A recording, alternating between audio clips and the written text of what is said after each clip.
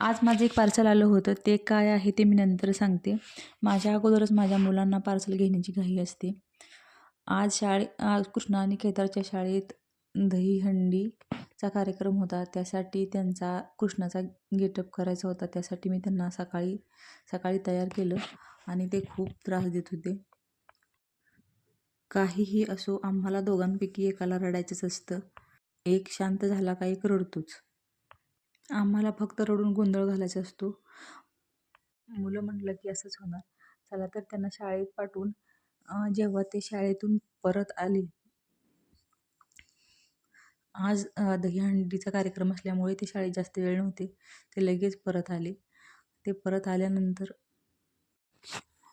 घरी आल्यानंतर त्यांचा आनंद वेगळाच असतो.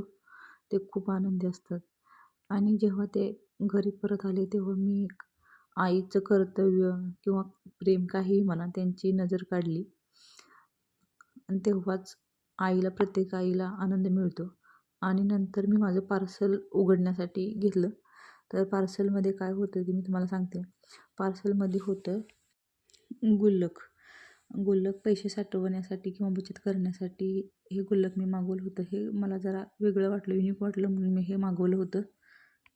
छोटी छोटी बचत कधी मोठ्या रकमेत तिचं रूपांतर होतं हे आपल्याला समजतही नाही, म्हणून आपण बचतीची सवय लावली पाहिजे.